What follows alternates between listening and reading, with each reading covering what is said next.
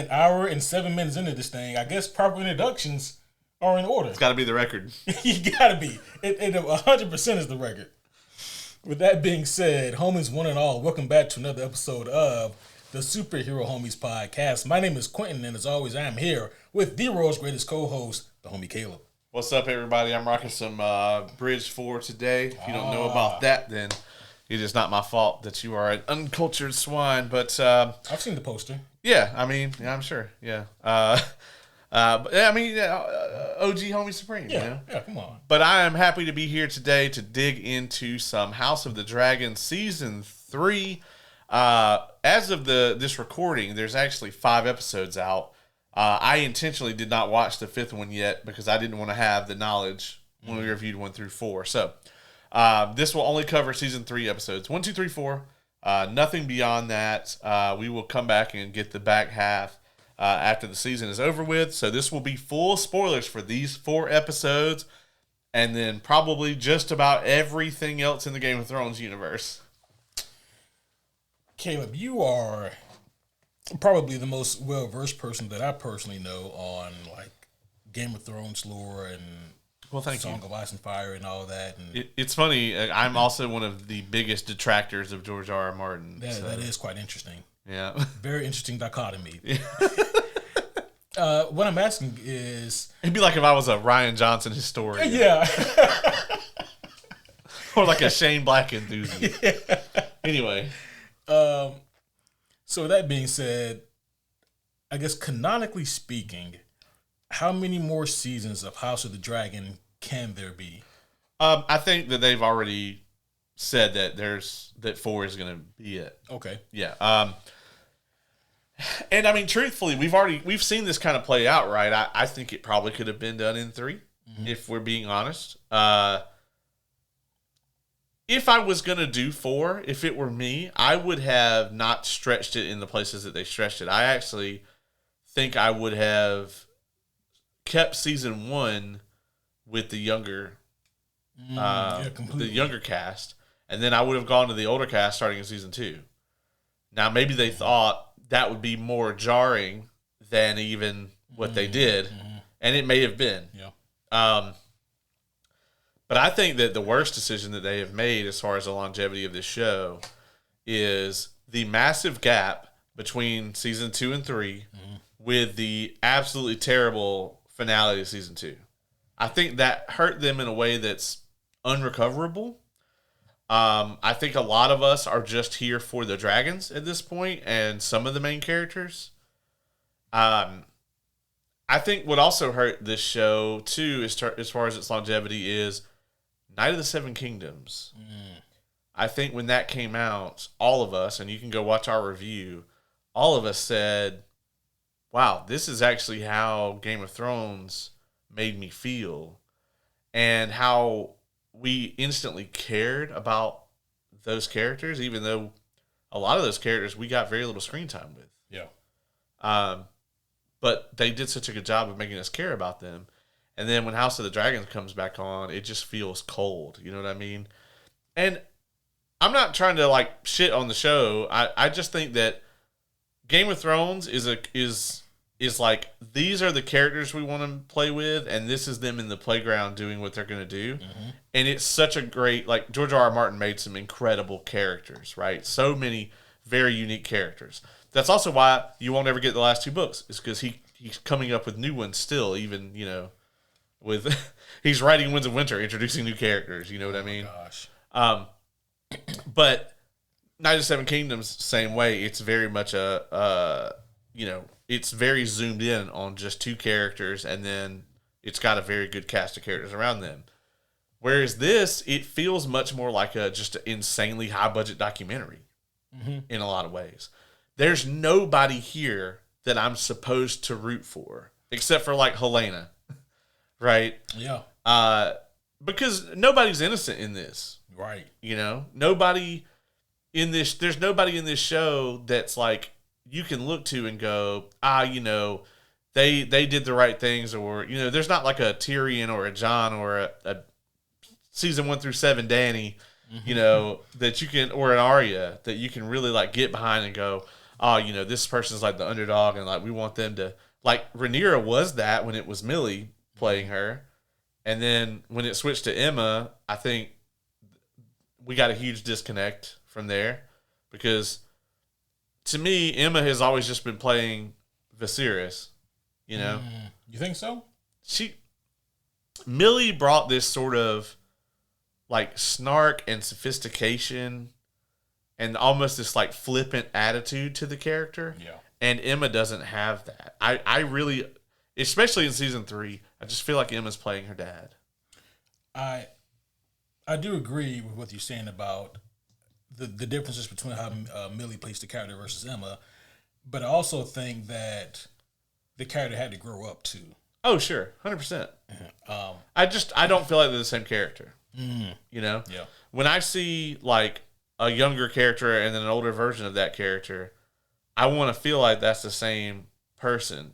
Like this is not a great example of this, but I mean, at least with stature, I didn't really love how they cast her in Ant-Man 3, but it still felt like it was the same character. Yeah. You know what I mean? This doesn't feel like... There's always been a disconnect there for me. Alicent, it feels like the same character. Mm-hmm. Yeah.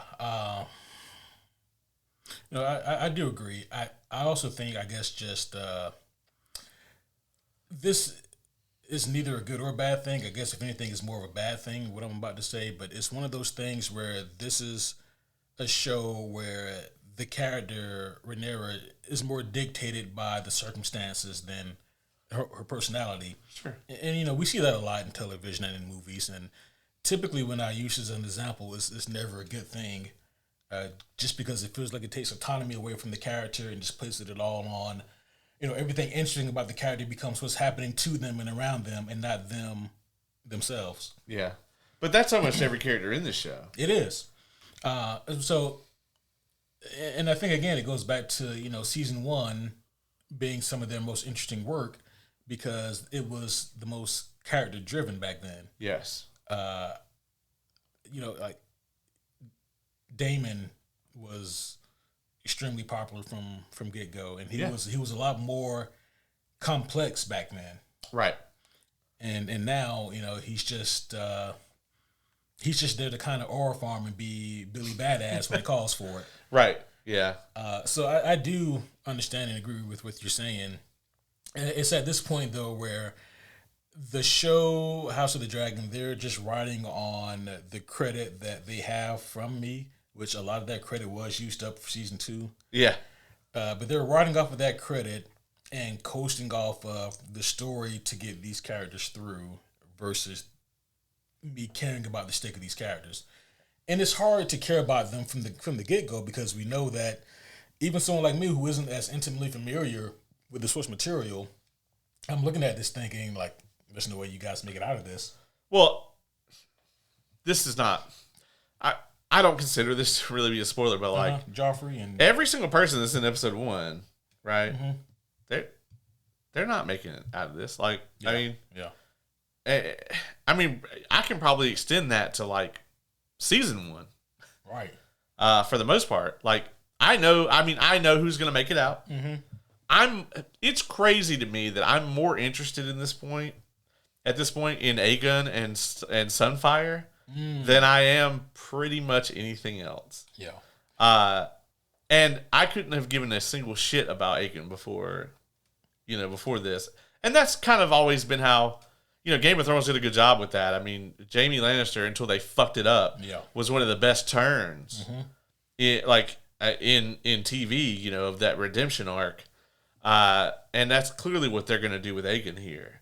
But, I mean, he's not a complex enough character for you to really like rally behind him. Yeah. You kind of want to see him like get his comeuppance or whatever, but against who? Because Aemond is the one that really fucked him, and he's not going to get that. Right. That's what he wants, but yeah, I mean, does he though? I don't know. I don't know that he knows that that's what happened. Well, no, he does, but Larys like convinced him to like act like he didn't remember. Yeah. But most people that I know had no idea what the fuck happened in season 2. Like, I had to go back and like watch a refresher because I just like it was so uneventful in the back half that I had forgotten so much of it.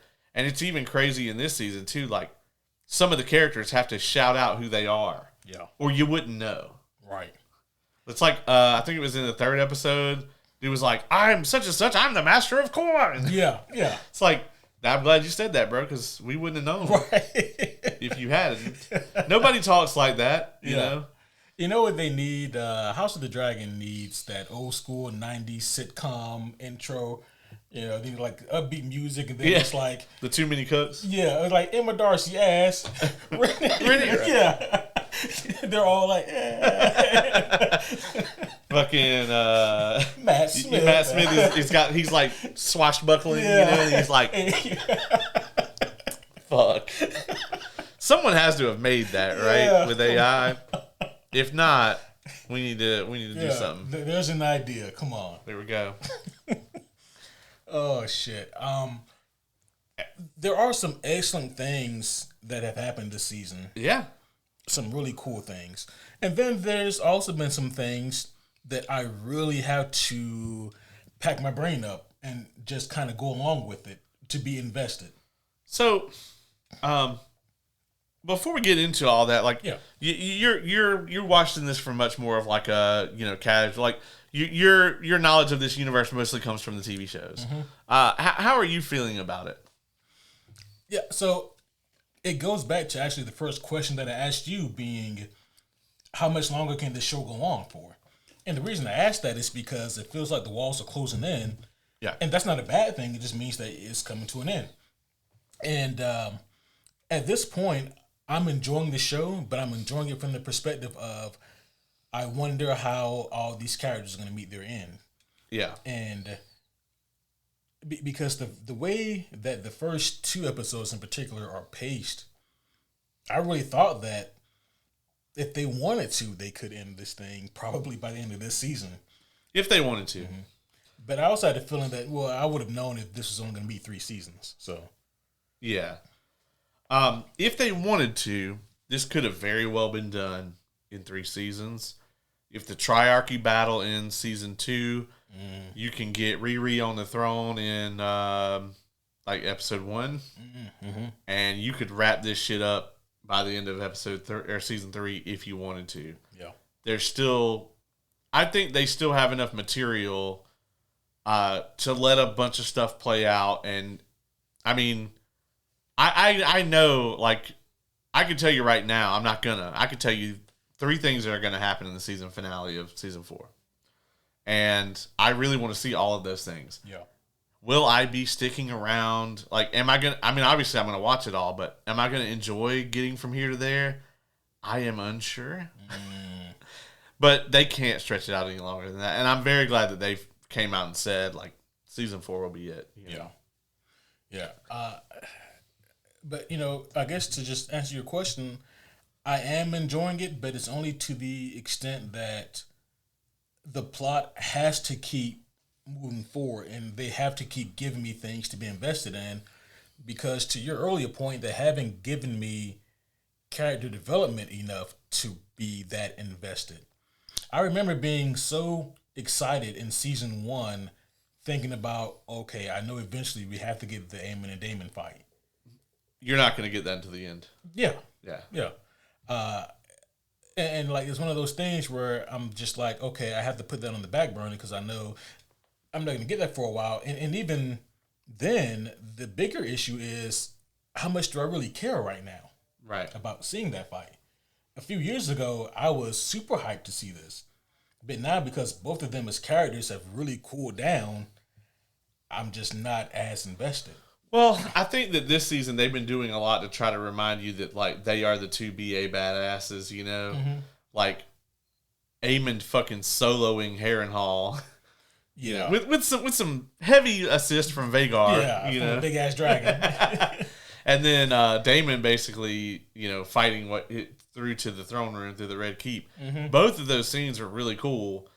And that's it's kind of like the Clegane Bowl, really. Yeah. Like, you want to see the two of them fight because it's going to be an epic fight. Right. There's not going to be a lot of character work between here and there for that. Yeah, you're right. You're right. But even with the Clegane, there was a lot more interesting development for the Hound. I mean, for sure. There's only so much you can do with fucking Zombie Man.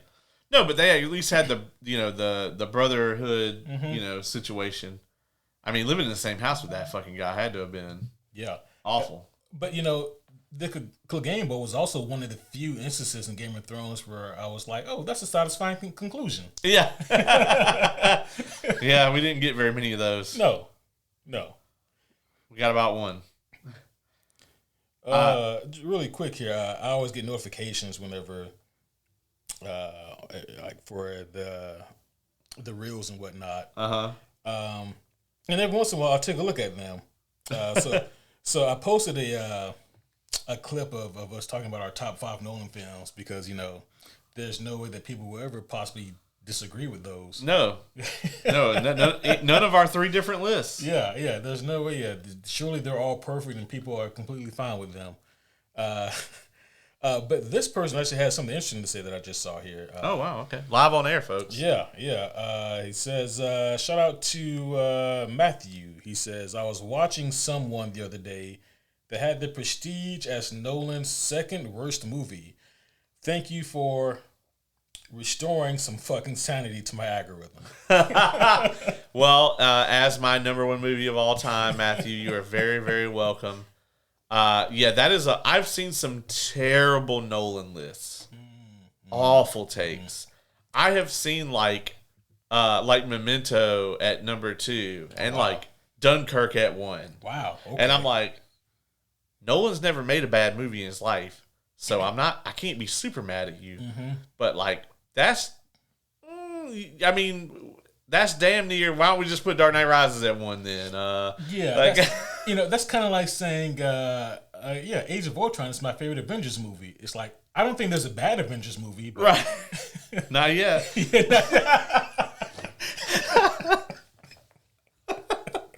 God damn. But thank you, Matthew, for that comment. It's been so interesting, right? I posted, I think I had 2 that went up today. One was the Nolan list, and the other one was talking about people being mad at diversity in the Odyssey movie. Yes. And just 2 things where absolutely nothing could go wrong with. Nope. And it was just interesting because it was just one of those things where I just posted and let people show me who the fuck they are. I love that on the Flash and Madam Web one. Oh yeah, a bunch of people are like, no, actually, if I had to watch one of those, I'd watch Madam Web. Because they're like, well, it's bad, but like good, it's fun bad, and they're like, this is just awful bad. It's just enragingly bad. And then there's some people who are like, you gotta be kidding me, right? The Flash is absolutely better than Madam Web. It's like, no, this would be like, it'd be like if they came out with like a if they came out with a Chef origin movie for South Park and like it wasn't good, and then me being like, well, I'd probably rather watch that than Batman and Robin. It's like I didn't think this was gonna be good. Yeah. I wanted Batman and Robin to be really good. Yeah, right. And when I was like 8, I actually kind of thought it was, but. Oh man. All right. Back to some House of the Dragon. Yeah. So let's kick things off here. The Battle of the Triarchy. I mean, this was cinema, and I do really love the character of Corlys. He's one of my favorite characters still remaining. I think that they just got such a great actor to cast him. He needs more screen time, or casted him. That he needs more screen time, to be honest. But the Battle of the Triarchy showed that like this is still the same production team behind some of the biggest Game of Thrones battles. I think this is one of the best naval battles I've ever seen in anything. Yeah, this was tremendous. They picked a hell of a way to kickstart this season. This was a great episode. This was by far one of their best episodes. Oh, yeah, easy. I mean, I think to this day, it is still the best episode of... I think this is the best episode of House of the Dragon. Yeah. Hands down. I agree. I think that this thing was extremely paced. I love the action in this. Like, there were high stakes. I love how they wasted zero time in killing off characters who they discovered people really didn't give that much of a fuck about. It would have been it had to have been grueling to shoot this. Oh yeah, I think anything involved like shooting on a beach, I think is would be trash, and shooting in water, yes, would also be trash.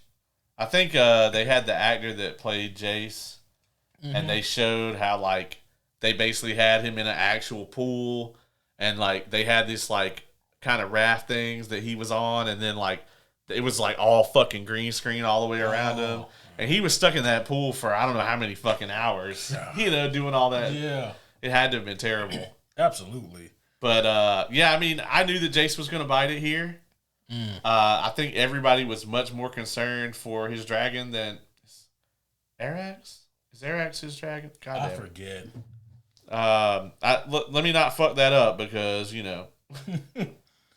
But you think people were more concerned about this dragon than Jace? Oh, 100%. Like I was watching it with the homie Kay, and like obviously she doesn't know, and she was like, "Oh no, not the dragon." I was like, "Yeah, yeah. Sorry that the fire breathing devil lizard had to bite it." Yeah, I just can't remember which dragon is which. Yeah, I forget. Vermax. Vermax. Okay. Arax was his brother's dragon that died in season 1. The one that got chomped. Yeah. That was another great scene. One of the best scenes in the series was that. Yeah, now I got to check that too because now I'm like, did I fuck that up? Yeah, so Jace biting it in this, obviously, I'm not familiar with the source material. I didn't see it coming, but I thought that was a really bold move, but it's a bold move that made a lot of sense. There were some variables in this show that or in this episode that they just couldn't account for, Yeah. So they had Reyna finally bonded to Sheep Stealer, which probably one of the few threads that a lot of people remembered because people are like not going to forget this kind of forgotten Targaryen / Valerian or Valarian basically finds this wild dragon. I think everybody wanted to know what's going on with that. Yeah. And so they've kind of combined two different characters. They combined Reyna and another character called Nettles. Nettles is actually the writer for Sheep Stealer in the books. Oh, okay. And Reyna doesn't have that much to fucking do here. So they just kind of were like, all right, well, let's eliminate this character and let's make one fleshed out character. And it's an interesting story. I mean, one of the only Daemon scenes that I thought has been something other than him aura farming and being a badass was the scene with her, Yeah. And she let him have it for being a deadbeat, shitty dad. Yeah, and I'm glad that they called him out for that because, he's not a great dad, especially to his girls. Yeah, he's never really given a fuck about those kids. Yeah. And the extent that he has given a fuck about them was for the older one because she's a soldier and she's got a dragon and she can help them in the war. Right. But I feel bad for her too because, Jace was a little brat, but, she loved him, Yeah. I mean, and Jace, he could be bratty, but he seemed like a good guy overall, Yeah, he just was a product of the, the patriarchy that is inherent in this series. Right. Which is why I'm kind of like, I don't care what happens to Alicent. I think the actress is quite good, but I'm like, oh, you mean you installed the patriarchy and it doesn't like you? And it doesn't want to listen to you? Yeah, that's kind of like, I don't want to go there. Fuck, it's kind of like MAGA people being surprised when oh, you mean this isn't working out for me? Yeah. Yeah. It's very similar to that, yes. Yeah. Or like people who support, super capitalism or people who support billionaires and oh, yeah. Bro, you're struggling to pay your bills. what are you getting out of this? Yeah, she's like any of the super religious people's wives in The Handmaid's Tale. Oh dear Lord. Where it's like, wait, what do you mean? We didn't think this was going to be bad for us. Like, no, it's always the same. You know, it might be shaped a little different, but it's the same shit. Yeah, same thing. And that's why I don't feel bad for Allison at all. It's like, no, there was plenty of evidence that you were going to put these douchebags in charge, and then they were going to be douchebags. I got one more. It's like black Republicans. Like, bro, they don't like you either. They don't. They'll use you for clicks. Absolutely. They're like, see, look, here's one of the good ones. Yeah. Yeah, you'll get one of those. And I'm like, that's the same shit they were saying. Yeah. It's fucking Samuel L. Jackson's character in Django. Right.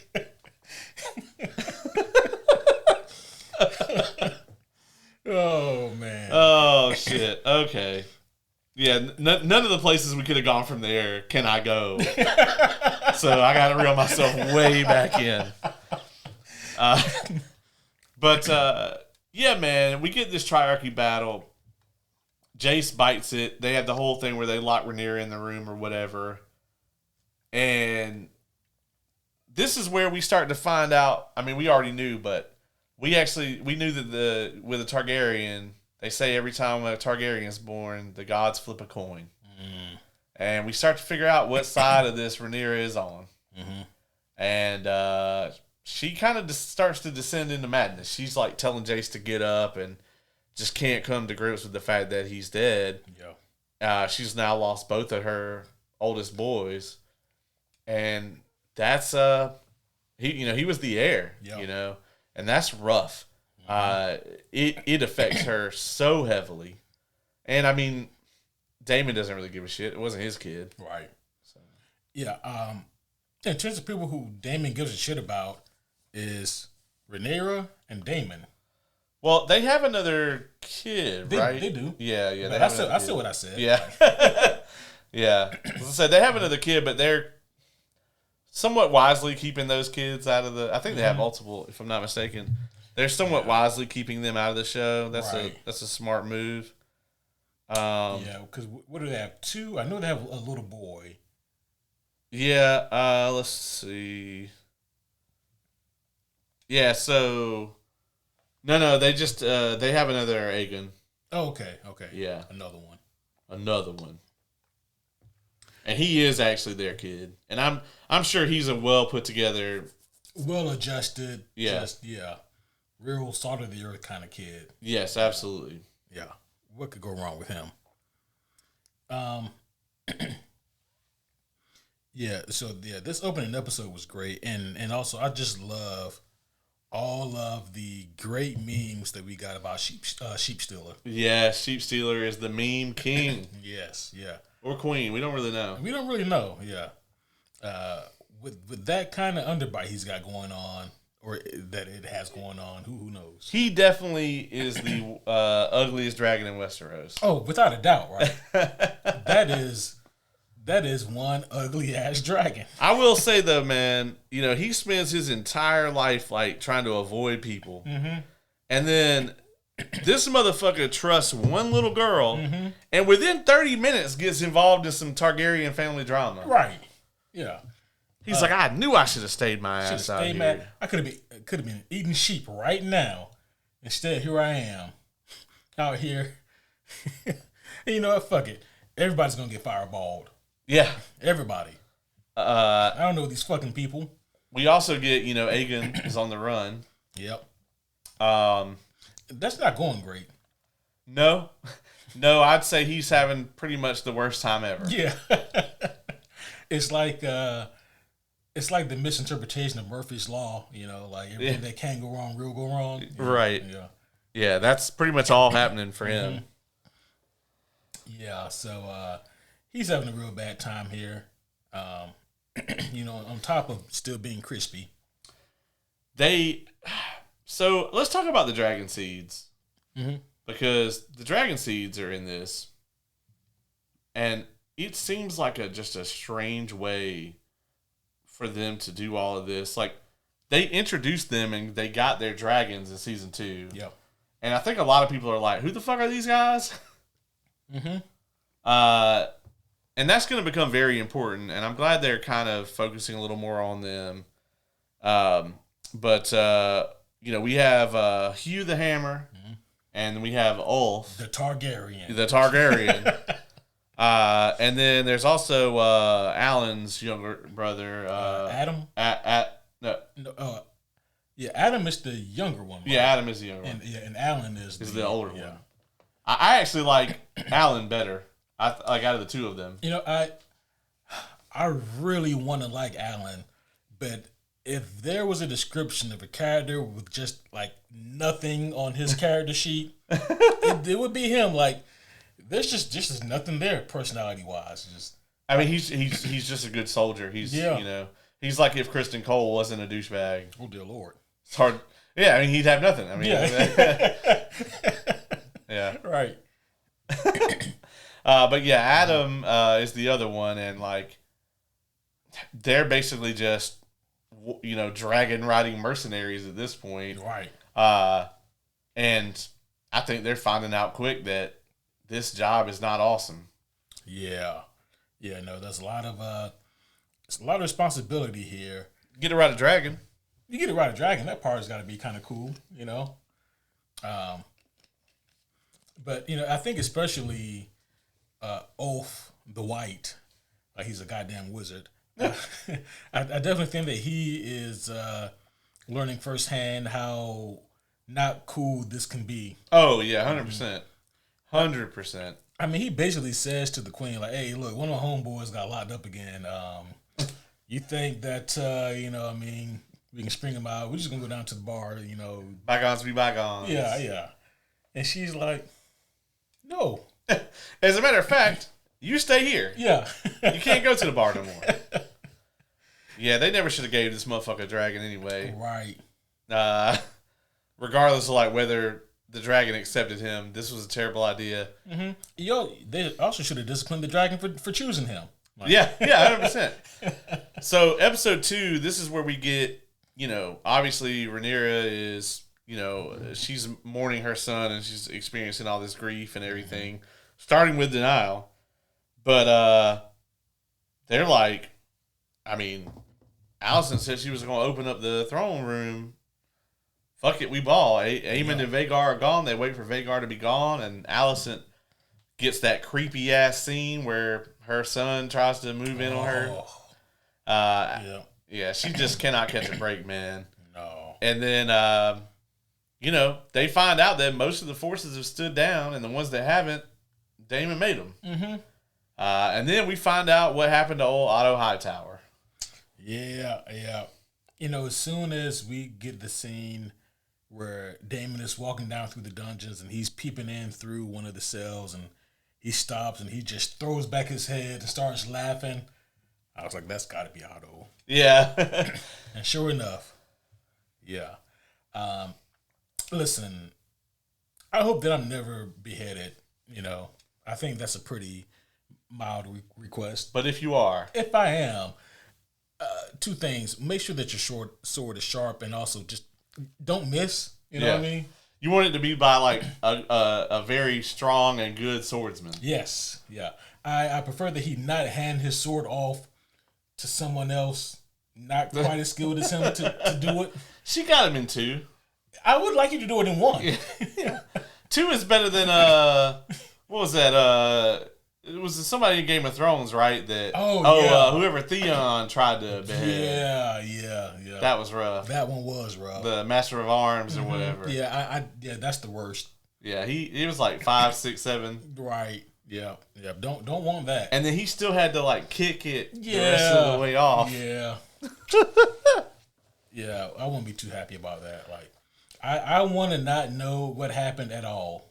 And the way that they ended this second episode was incredibly good, man. It's like Alicent comes back into the throne room right as Rhaenyra kills her dad. Yeah, and Rhaenyra, she looks so uncomfortable on the throne, which I think is, a great kind of image. It's absolutely symbolic. Her dad was never comfortable on there either. No, not until like days before he died. Yeah. was like the one time he looked comfortable he also looked like the Crypt Keeper. Yeah. That was the one time he looked like he belonged there. Yeah. And I think Rhaenyra is kind of finding out here that she may not necessarily be suited for this. Say what you want about Otto Hightower, but y'all just killed the last motherfucker that ran this kingdom well. Because, like, when Otto was in charge, everything ran. Yeah. And honestly, if Otto had remained in charge, a lot of this other shit wouldn't have happened. Yeah. But Otto was also, in his own way, part of the problem. Oh, sure. You know, like trying to instill your own on the throne. Like trying to, playing the 4D chess, trying to get your people in the door. But he's been playing the game for such a long time. I mean, He has. And so, yeah, he was an integral part of it all. It's kind of one of those things, like, is it better for a system to run but corruptly, or is it better to just dismantle the system completely and then try to figure out something new? Yeah. And I think the answer is it's just going to suck either way, but you have to pick your suck. Right. Yeah, I mean, like, yeah, was Otto a megalomaniacal fucking dictator? He sure was. But did the people eat? They did. Yeah. And, like, did the kingdom run? It did. Yeah. Yes, it did. I mean, say what you want about Viserys. Like, Viserys wasn't a good king. No. He might have been a good man. Right. But this motherfucker just wanted to play with his Legos. Yeah. I don't blame him. Yeah, I don't blame him either. That was a cool ass set he hit. It was. One of one. Yeah. Yeah. This motherfucker just wanted to play with his Warhammer minis and Yeah. shit. Like, I don't blame him. Yeah. Otto had the shit handled. Yeah. Yeah. Yeah. Wasn't no need for anything else. Right. Run this shit for me, homeboy. That's right. Yeah. I don't want to gloss over this amazing quote, though. So, in the Battle of the Triarchy, the Salt Throne actually gets burned down. They actually burn down Corlys's seat of power. Oh. His castle. Yeah. And then they actually think Corlys is dead, but they find him. He washed up on like a little island or whatever, and then they find him. And, he comes to, the fucking prince is dead. Yep. They lost a dragon. Some crazy new dragon has showed up. His castle's burned. He's lost half his fleet. His flagship's destroyed. And he drops an amazing line when they get him up. He says, "If this be a victory, I hope I never see another." Yeah. That was a great line. I dig that because, like, it's the truth, bro. It's like saying, because, like, goddamn, man, we won. Like, this is what it feels like to win. Yeah, this is the W. Yeah, I don't want no more of those. Yeah, I'll take a loss. Right. If this is the W. Yeah. Oh, shit. Someone else just put Memento as the number one. Yeah. Okay. It's like I predicted that shit. Yeah, you did. Live on the show. But other than, I think, Insomnia, I don't know that I could absolutely fault anybody for putting any Nolan at one. Yeah. But, I don't know. Other than that, it's not a bad list. Odyssey, Dark Knight, Oppenheimer, Interstellar. Yeah, well, they don't have the prestige on it. So. It does not. Yeah. And they got Interstellar too low, too. I don't... Also, folks, let me just say this real quick before we dive back in. If you haven't seen Interstellar in the theater, then you haven't seen it. Watching that shit at home, it ain't it. Like, you can see, like, a copy of Interstellar at home. Yeah. But unless you've seen it in the theater, there's a reason that, like, Interstellar re-releases in theaters, like, every year almost. Yeah. And, like, it sells the fuck out every time. Like, there's a reason that it makes millions of dollars almost every year when it comes out. It's really fucking good, and it's one of the best theater experiences there is. But anyway, episode 3, we get a lot more of Aegon and Larys here on their journey. Some soldiers end up stopping them, and they're like, "Which side are these guys on?" But it turns out that they are actually, I think they were their people, right? Or no, it was some Rhaenyra's people. Yeah. And Larys actually exposes Aegon because it's all he can do. Yep. He's like, "Oh, this is the king or whatever. You're going to want to take him." And then, fortunately for them, some other bad shit happens.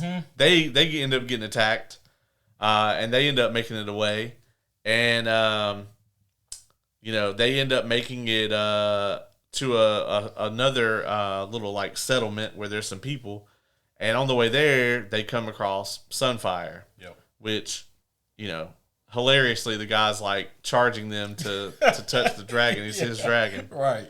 And I gotta say, man, for them to be doing this, Sunfire can't be dead. Yeah, right. Especially because Melee's died in the same battle, and Melee's is decomposed. Sunfire doesn't look decomposed at all. Right. So I think Sunfire's got to be alive. Yeah. Which that's pretty cool though, and it's like you said. I don't think that they would go through the lengths to do this scene, especially have that dialogue and Sunfire not be alive. Yeah. So I guess the question is, when and how does Aegon get back on his dragon once his dragon gets back up and going? Yeah. Because he has a bum leg, doesn't he? Yeah. Yeah. So even riding a dragon, I would imagine would be not pleasant. No. Yeah, I mean he's got a bad time. So he was also never the most even interested in riding a dragon or in fighting or right. He just want to get drunk and go fuck some hoes. I mean, we get it. Yeah, we get it. He's like, I never want any of this shit. He didn't even want the throne, man. He was like, I just want to be rich. Yeah. Y'all can have that shit. I just want to be rich. That's all I want. That's all, man. It's not too much. So, we get those scenes, and then they end up having to.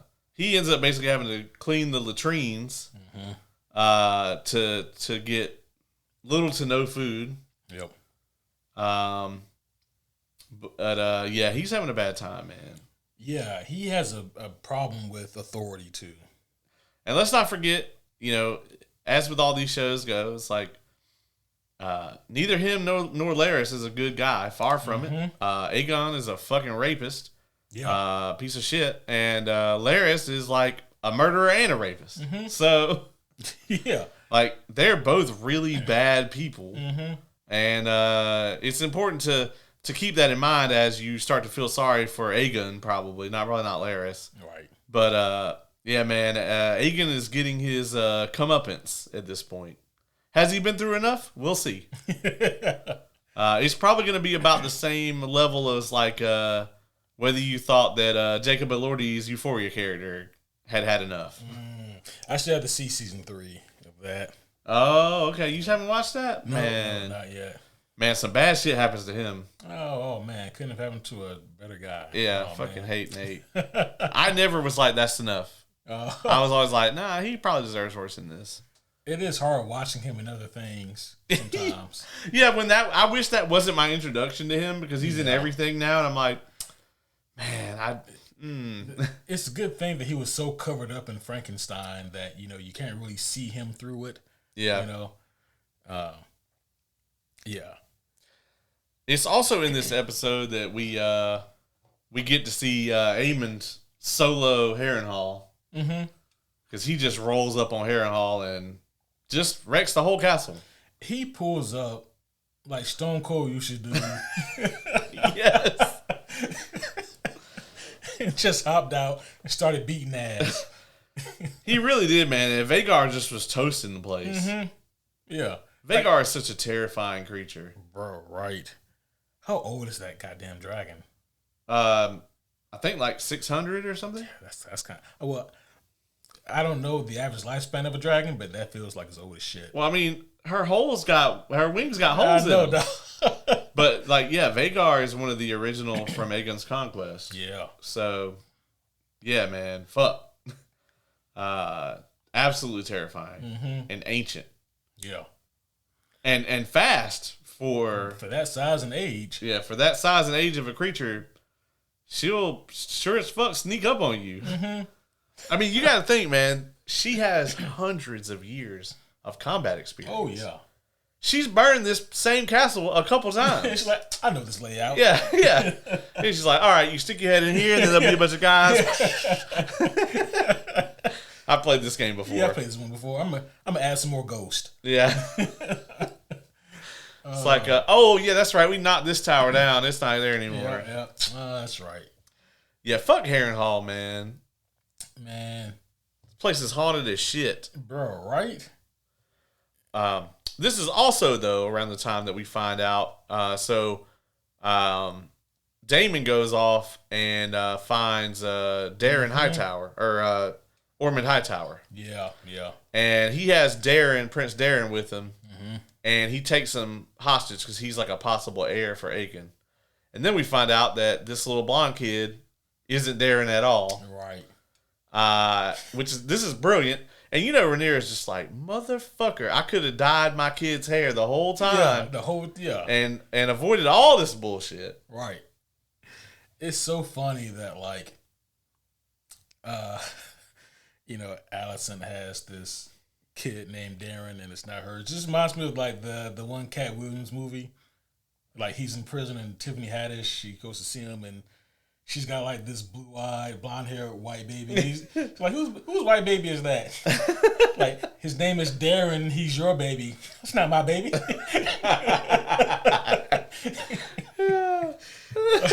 So when I saw that scene, I died laughing because it was.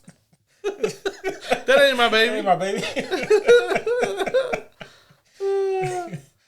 Oh shit. Yeah, man. So and I get it, right? No one thought about this possible scenario. Right. But you think that I don't know, Damon, wouldn't you speak some High Valyrian to the kid, maybe a little bit? Well, maybe they taught him some. Oh, that would have been great to see. Yeah. I think Damon is just, his whole life he's kind of wanted this position. Mm-hmm. And I think Damon is just high and mighty right now. Did they question where his dragon was? I thought they saw Dreamfire. No, I'm pretty sure they didn't. Oh. Because I knew they had. That's right. Doesn't he tell him something about Dreamfire flew off or something like that? Yeah, they had. We don't see Dreamfire till the next episode. He's they got him inside a building. Yeah. But they had Dreamfire in a cage at one point. I thought that he was in there when Damon rolled up. But yeah, I think they say something about that he flew off or whatever. Yeah. So, yeah. Poor Dreamfire. I don't think Dreamfire actually wants any of this bullshit. You're right. So I want to go back to something earlier. We spoke about how there's not a whole lot of characters to root for, but there is one that I definitely want to see die really, really bad. Kristen Cole? Man, fuck Kristen Cole. Sure, of course. Yeah. But what's the name of fuckface who's watching the real Darren? Oh, Ormond. Yes, Ormond. Yeah. Yeah. So they really his scenes feel like something out of Spartacus. It kind of does. Because they want us to think that he's well put together, but this dude's just a fucking maniac. Yeah. He's absolutely fucking insane. I'm starting to pick up on those vibes. Yeah, this dude is lawful evil. For sure. Yeah. I thought they had the dude that forced himself on the girl or whatever, and he's like, oh yeah, you'll be gilded and have your arm broke. I was like, wow, a Hightower that believes in actual justice, that's crazy. And then end of the episode. Yeah. Then you're like, oh. Yeah, never mind. Yeah. It's another goddamn Lannister over here. Right.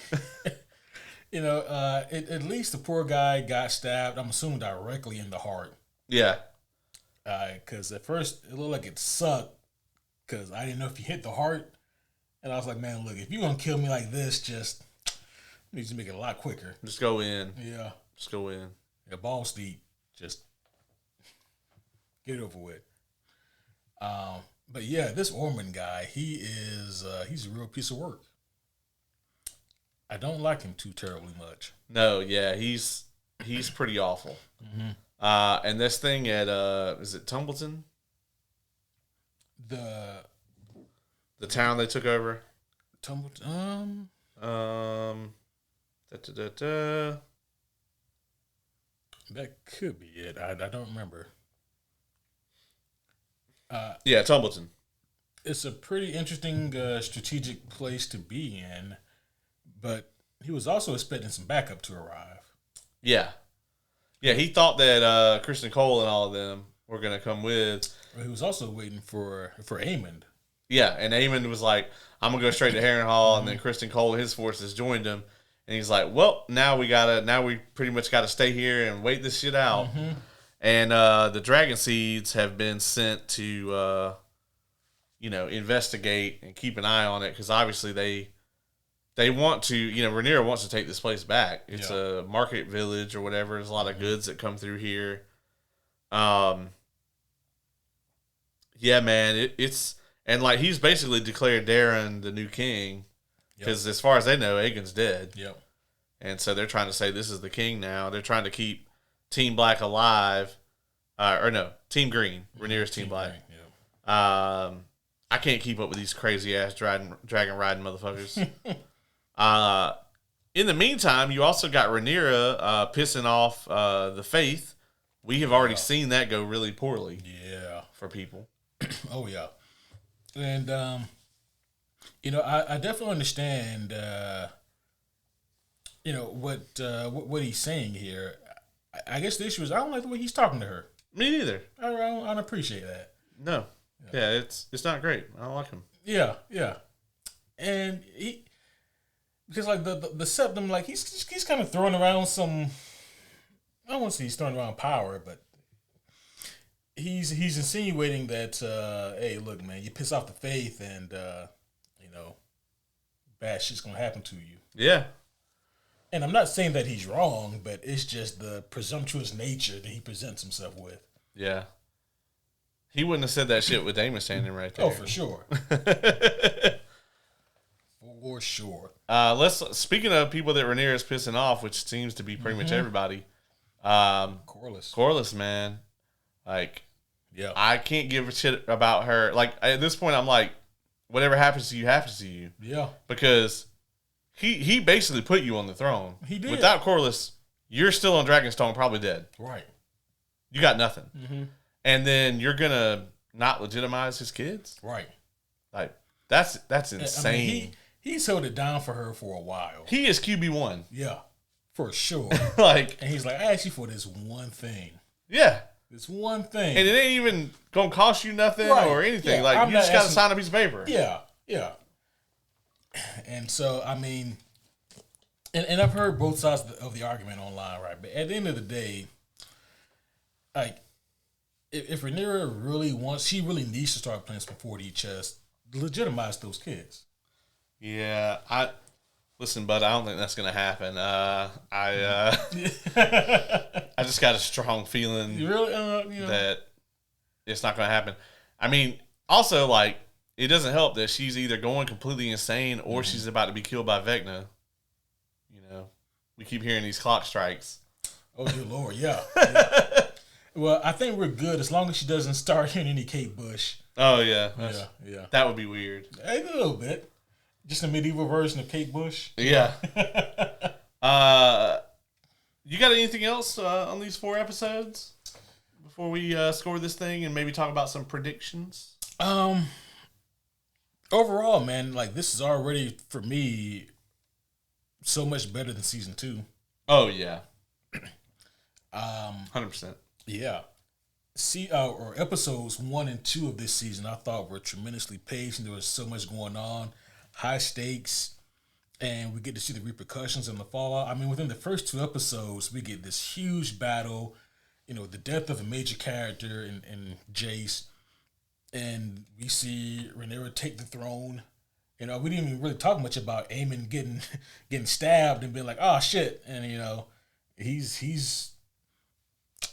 I mean, we know he's got to be in Harrenhal, but like he's essentially MIA right now. Right. I mean, so there was a lot that happened in those first 2 episodes, and then in the second 2, it was like, okay, with the fallout and the repercussions, and what's going on now with these characters and these plot lines. let's not even forget. We talked about the Raina and Damon scene. Mm-hmm. Damon just rolled up to the Veil and was like, "Hey, give me your money." Yeah, and then he ran off with it. Mm-hmm. And at first, when Caraxes is my favorite dragon, by the way. Yeah. When he started kind of bucking him or whatever, I was like, Caraxes is like, "Yo, this gold is heavy as shit, bro." Right. But it was actually because he smelled, Sheep Stealer and Raina. Mm-hmm. But I was like, man, fuck having me carry all this gold. Yeah. 10,000 gold's got to weigh a lot. It's got to, dog. Yeah. I'm so glad we don't use encumbrance in D&D. Oh, yeah. It'd be like, oh, well, we found all this money, but we can't take it. Shit. We're going to find a way. But what else was I going to say? It was, when he rode up on that cave with Raina and Sheep Stealer, I was like, hopefully this goes peacefully, but I can definitely see this going left. Yeah, 100%. Yeah. And I think Sheep Stealer was down to throw down. Sheep Stealer is always down to throw down, but so is Caraxes. Yeah, I was gonna say Caraxes would have fucked her up. Yeah. Or him, whichever, we don't know. Whichever, yeah. But Caraxes would have did him in. Like, Caraxes is nuts. You know what it would be like, right? Like, if you take like Prime Muhammad Ali and put him in there with like, Joe Schmo with a record of like 2-15, Muhammad Ali's gonna beat the shit out of Joe Schmo. You put Prime Muhammad Ali in a ring with like some untrained street fighter. Muhammad Ali's still gonna win, but it's gonna be a little bit more of a fight. Yeah. Just because this untrained guy can do some shit that like a professional just wouldn't do. Yeah. Yeah. I think that's how it kind of be. Yeah. Sheep Stealer would get some hits in now.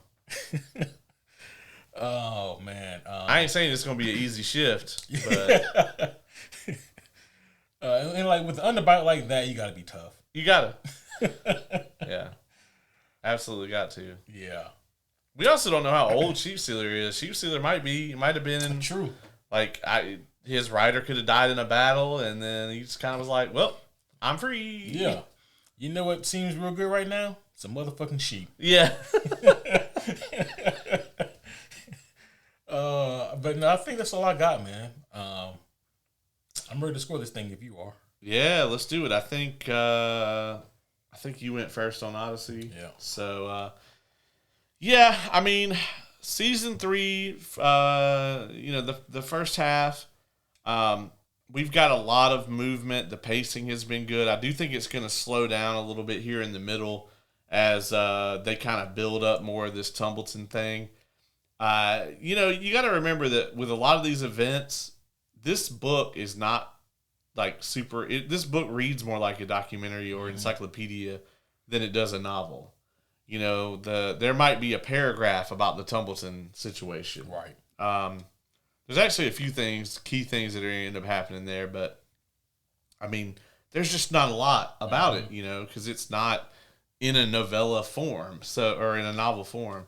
So, just looking at this stuff, a lot of it is up to the interpretation of the showrunner and, the writers and everything. And so I do think that we're going to build up to a very big moment with the Tumbleton situation at the end of this season. I think that's how this season will end. But they could surprise me and speed the pacing up a little more and have that be maybe the penultimate, because traditionally Game of Thrones, the penultimate is a big deal. So maybe it will happen there, and then we'll get a finale that does a lot of setup for the final season. I do think we'll get some big moments. I think we will get Sunfire. I think Aegon on Sunfire will happen this season maybe. But however they leave us off, I'm hoping that we don't have to wait as long to get season 4. But I also hope they don't rush it. So, and it's the final season, so they need to go at it. Not a good season for Rhaenyra. Probably not going to be any better than it is right now. But I am enjoying it. The production value, the score, all of that stuff, as always, is stellar. I think first 4 episodes, as of right now, I'm going to give them a 7.5 out of 10. Yeah, this season has been such a breath of fresh air for me, especially when I compare it to season two. It reminded me of watching season one of House of the Dragon back when I was just so excited to be back in this universe, back in this world again. Season one reminded me of why I really loved Game of Thrones up until those last two seasons, really that last season especially. And it was just so cool to be back there and see these characters again and begin to fall in love with the complexities of these various characters. And obviously, season two, it was what it was. They gave us a few breadcrumbs here and there, but for the most part, we know that season two just kind of felt like it was more building up, as you would put it, a trailer for season three, more so than its own story. And then we get season three, and man, they are trying their damnedest to make up for the misstep that was season two, and I really applaud them for that. Is some of it too late? I don't want to say that, but do I care as much as I did back in 2021? Was it when this show premiered? Yes, forever ago. Yeah, and it's like, man, I truly don't care as much as I cared back then. And it's not because the show isn't trying or it's not doing a good job. It's just that it's been such a long time now, and there's been such a long layoff. And again, season two just didn't really hit on all cylinders for me. But with that being said, man, I think that these first four episodes, they really did a great job. They're trying their damnedest to, as Stone Cold Steve Austin would put it, make chicken salad out of chicken shit. Yeah. And they still have some really cool plot threads to explore. The biggest issue, and right now the biggest difference between Prime Game of Thrones and House of the Dragon is that Game of Thrones in its prime, as you put it earlier, had so many characters that you really cared about, so many complex characters and so many different moving pieces. House of the Dragon has characters that I used to really care about. And now they're all starting to become, they're not caricatures of themselves, but some of them are veering that way. Right. And it's like, I care about the characters who they used to be more so than who they are now. It's still a very entertaining show to watch. And I'm still so curious to see how these characters are going to meet their end or how the story wraps up. I'm going to give these first four episodes an 8.2 out of 10. I really had a lot of fun with them. Very nice. There you have it, folks. That's about as split as we've been in a while. Yeah. Which is a good thing. It was only by 7 points. Right. Or 0.7. 7 would be... Jesus Christ. Yeah, I give it a 2 out of 10. You know? Yeah. You gave it a 2, I give it a 9. Like, what? This must be the Marvels review. But, no, I would never give that a 9. But I can't really so much participate in this section because I know things. I'm burdened with glorious knowledge. But do you have any predictions for the back half? Oh, man. So, I feel that like a show of this nature, they want to leave you obviously wanting more and wondering what happens next. I don't think they end with a major character death. And if they do, then it'll be someone like Corlys, which, hopefully that doesn't happen, but I can see that happening. Obviously, I think that the likes of Rhaenyra and Daemon and Aemon and Aegon and Alicent, I think that they're all safe for now. But in terms of what happens at the end of this thing, I think that maybe I can see Daemon Sly coming back to haunt him. Yep. Where he lied about finding the writer. Mm-hmm. And whose skull was that he just tossed on the table? It was just that farmer guy that he saw with the sheep down there. Yeah. I can. I wanted to question him. Well. You can still. There he is. Ask him your questions. Ask him whatever you need to ask him. But I can definitely see that coming back to haunt him. We really didn't talk much about that part, but I like that because it at least provides some complexity for the character, Yes. like how we used to get. Once upon a time. Once upon a time, real long time ago. Back in 94. Because you do have to wonder, what would Rhaenyra do if Rhaena was willing to come back and to, stand before her and be like, I'm so sorry, but I was on Sheep Stealer and I had lost control, and I'm kind of sort of the reason why your son is dead. I don't know how that would go. Yeah, I mean, I don't think that Rhaenyra would kill her. I don't know, man. I mean, she's not gonna have a good time after that. Like, Rhaenyra is gonna do something horrible. I mean, I don't think she's gonna kill a Sheep Stealer because that's a dragon, man. That's you putting one of your Abrams tanks down. Right. I don't know, man. That's tough. Like this Rhaenyra is not. She's not put together. You're right. She crazy. Yeah. She might kill you. She is unraveling. Yeah. Yeah. It's like the stress is really getting to her. I could see her being like, well, your mom got burned to death by a dragon, so you're going to follow suit. Oh. That's I don't think she's unraveled that far yet. I don't know, man. Oh, jeez. I don't know. The person shows up saying they're responsible for you losing a dragon and your son, and it's like your heir. And I want to say, yeah, but that's your stepdaughter. But it's like, what does family mean to these people? Yeah, no. Yeah, I was gonna say the Greens are also their family. Yeah. Yeah, very true. Yeah. All the other people that have these dragons are their family, Yeah. Yeah. I don't know, man. Like, I don't have any kids to my knowledge, but like, I really wouldn't want my current baby mama to want to kill my kid. I'm like, hey, could you not? Yeah. Yeah. That one dragon seed, man. Was it Ulf that was like, I want to be a Targaryen? Yeah, that was Ulf. And they were like, no. Yeah. They like, without hesitation, no. No. Absolutely not. So then he decided to become a wizard instead and name himself Ulf the White. Yeah. Yeah. Okay, Ulf. All right, bud. Yeah. They should have never gave you a dragon rider's license. Right. Really shouldn't have. Hugh seems like he's on the up and up. He does. His concerns are about his family. Yeah. I mean, and which makes sense. But I can also see that leading him to do something potentially stupid.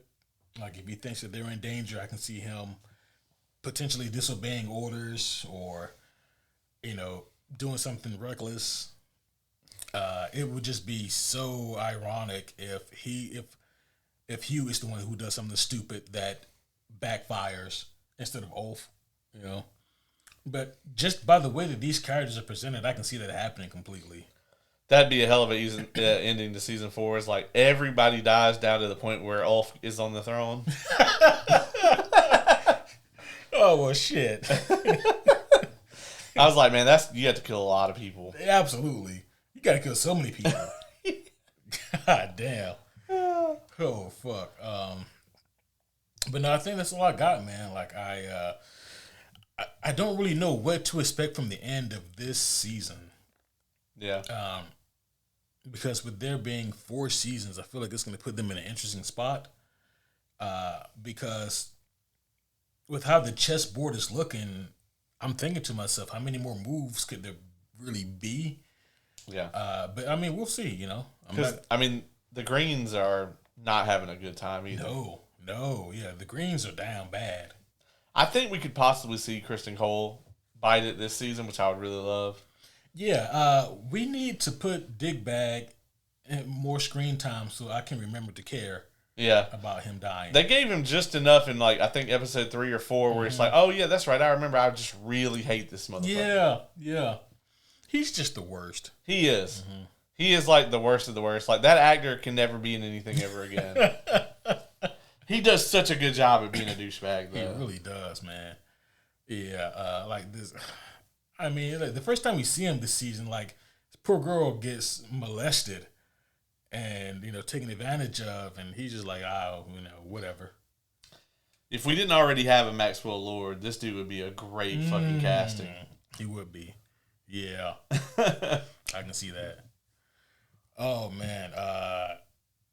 Do you have anything else for House of the Dragon? These first 4 episodes of season 3? Man. It won't be long before we're doing the rest of the season. We only got, 2.5 weeks. I know. Spider-Man is coming out. The back half of X-Men 97 season 2. That's right. I still ain't watched none of that. Ooh, yeah, me either, actually. So, what, Spidey comes out next week? Next week, man. Holy shit. Yeah, this time next week, we will still be in the theater. Yeah. That's wild that it's next week. Right. I will actually, we're going to be doing the review for that. I will have, all the comings and goings of GalaxyCon Raleigh. Oh. When is that? Friday. Oh, shit, yeah. Yeah, so I'll be there Friday and Saturday. I am going specifically for Rosario Dawson and Hayden Christensen, but I'm going to see what else I can get done while I'm there. I have heard nothing but horrible things about this convention. Oh, really? I have heard that it's very poorly run and managed. And they got Rosario Dawson and Hayden Christensen? Well, they're very good at bringing in the celebs. Yeah, I guess my point was if they got those two, they're really going to need to be on the up and up with having things run properly. Yeah, this is very much like an Atlanta Comic-Con where, the guests are definitely the highlight of it. Mm-hmm. And, they have a ton, man. Kofi is going to be there. Oh, shit. Mick Foley. It's a crazy, who's who list. Matthew Lillard was supposed to be there, but he ended up canceling. A couple of the members of the Critical Role cast are going to be there. They've got an amazing lineup. Yeah. But I've heard that they kind of oversell the building and the lines are very long, and so I'm gonna be up there trying to get the 2 most famous people there's autographs. Right. It's gonna be interesting. Where is it? Raleigh, North Carolina. Okay. It's about 4.5 from us. Yeah. So it's not too bad though. Yeah, I'm excited about it. It's the first time I've ever been. Watch this one just be the bomb because I'm there. Yeah, that's right. But yeah, the lineup: Carl Urban, Kihu Kwan. Yeah. There's a lot. Vincent D'Onofrio is going to be there. As a matter of fact, him and Rosario Dawson are doing a Daredevil panel. Yeah. David Arquette. Damn. Yeah. They got crazy celebrities on here. Yeah, they're that ain't the problem. Ralph Macchio. Right. Cheech Chong gonna be there. Lizzie Kaplan. Yeah, they got a lot, dude. They're just kind of going at it here. I don't know if there's any comic writers or anything they're gonna be there, but wrestling wise, they got Jericho, Strowman, Kofi, Godfather, Mick Foley. Shit. Yeah. Damn. So yeah, that's a hell of a con. It's a lot, man. And I just, like I said, I hear that that it's just not ran super well. So I hope that maybe that's just a vocal minority and it's going to be really awesome. Right. We'll see. Yeah. We gonna see. Well, homies, hopefully you guys have enjoyed this breakdown of House of the Dragon Season 3, the first 4 episodes of the season. Man, they have, as of this recording, of course, 4 more episodes to really wow us. The back half of the season, to me, if it's going to be as good as the first half, then I think that we're going to be good going into Season 4. But if it's at this weird, steady decline, then we may be in trouble. But, as of now, they haven't given me any reason to be pessimistic about this season. I understand that every episode of this season can't be episodes 1 and 2 of Season 3. Yeah, I wouldn't ask that of them. Maybe for, the back half of the last season, I expect something like that. Yeah. If we scored episode 1 on its own, I'd struggle to not give it a 10. Yeah. For sure. It's a great episode. Yeah. But yeah, I'm really looking forward to it, and we'll see what happens with it. But I suppose that will be all for now. Yeah. So if you guys are also watching this, and there's a good chance that you have seen the trailer review that we actually just did for for Avengers Doomsday and Clayface. Recorded them at the same time. Fuck it, it's 2 episodes. Yeah. Here we are. But that's going to be all for now, homies.